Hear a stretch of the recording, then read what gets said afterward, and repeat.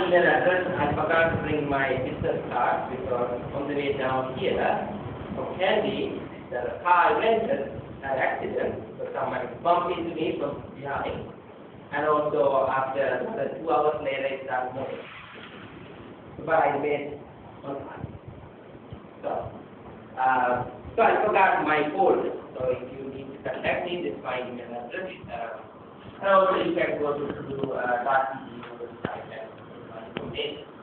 So what I'm going to do today, going to talk about a few things that may interest you. I'm not going to give you a lecture on my research now. You guys are smart enough today, you can understand. And you have faculty can do that as well.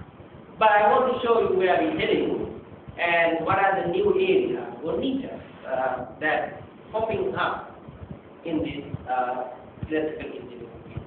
So I'll go through a little bit introduction to the university and challenges to our discipline in the United States and what I'm trying to do in this field. And the projects and the cooperations we have with other countries.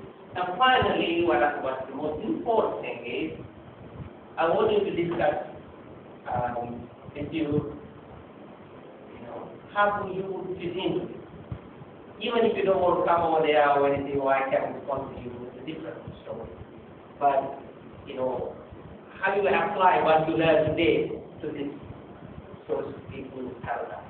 Okay? This is where we are.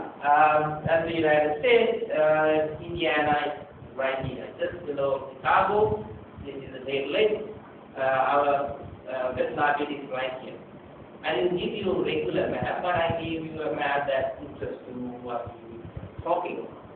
This is the wind resources in the United States, and where the transmission lines are located in the green line. My picture is not that great, but as you see here, it's different colors here, green and black. So the point I want to make here is that we have lots of wind in the US. We can cover entire country. But we don't do it. We have very small number. What does that want to do? But everybody wants to get into this field. When I was doing my PhD, I told everybody, just around our campus in Indiana, this last year right here, there are lots of wind. What do you see? Because oil corporations are so powerful in the United States. They have the money and they use lobbying. Special interest groups go to the Washington D.C., where is our capital, and tell them what to do with their money. So our ministers and everybody, senators and congressmen, they behave according to that. Okay? So our country went down. You know what happened to them, right? Recently. So, but the hope is not gone. So every dark cloud has a nice little line hope.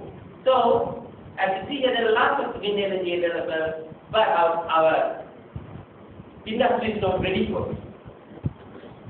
We need to modernize our power grid because the wind resources are here, but people live in East Coast, around Chicago, maybe in Texas or in California. But you have to have an electrical grid that's capable of carrying electrical solar energy into the thing. Okay? So, luckily, we are in a nice place, so we can get the benefit of that. So, what I'm doing, I like to see what I do as interconnected. Because engineering is, in my opinion, is applied. So that's why I'm in engineering technology, not in the School of Engineering. Typically people ask, what's the difference? But in Sri Lanka or in European countries, where you will find different except in Germany.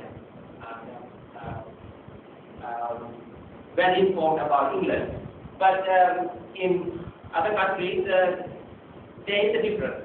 So, But in the United States, we put lots of effort in research in late 1960s because we wanted to compete with Russia, the former Soviet Union, send man to the moon. So what we did is, engineering used to be a very applied field. You had to build something. We asked them to do research so you can go to the moon. So all the scientists who used to do theoretical aspects of engineering went into school interviews. And the applied side slowly starts to go away.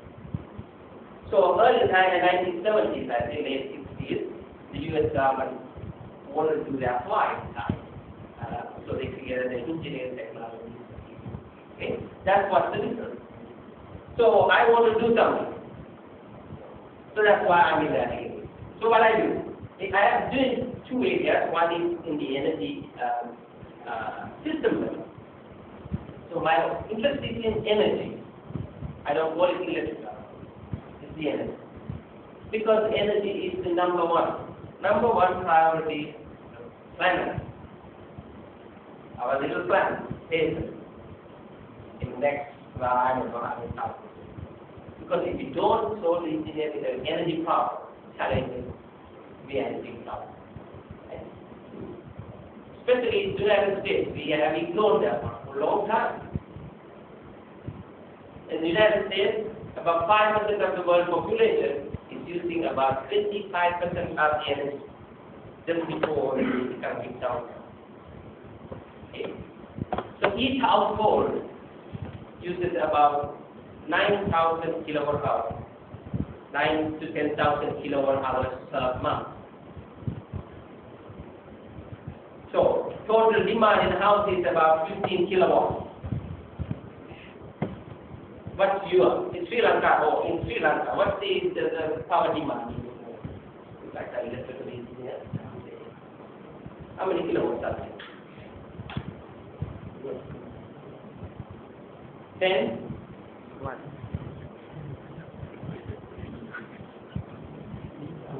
This is very small. Maybe because people might have oven, some none, maybe light bulb or two, many washing machines coming in. But the thing is, it's not going to stay like this way.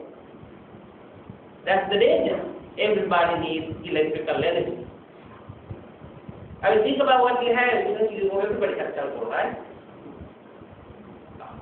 So small. Yeah, how are you going to get that signal from? It has to come from somewhere. Somebody has to power. In the United States, we need megawatts of power to power your cell phone network. iPhone, you name it. You know, when you see a person out there, we still text them. Say, how are you? See how the culture changes with this kind of gadget? But everybody needs electrical energy. So one aspect is the energy efficiency. Because if you don't improve the energy efficiency, what we try to do is somewhat similar to filling a bucket with water, and it has a big hole underneath. We continue to come up with new energy sources. You know, geothermal, ethanol. In the recent years, we did a very facilitation. Under the Bush administration, lots of money became available to those who want to produce ethanol from corn. I mean, India has a cornfield. So you want the mountains there. All corn, good for farmers. But there was incentives, government incentives to produce ethanol. Because then you can mix with gasoline and power. So many investors jumped in and started bringing corn that could have used to feed millions of people around the world. Oh, animals. So they started those plants, ran for about 4 years. Went up. Because there's no market. Oil prices went up. Okay? So you can come up with a new way of producing energy But if you are not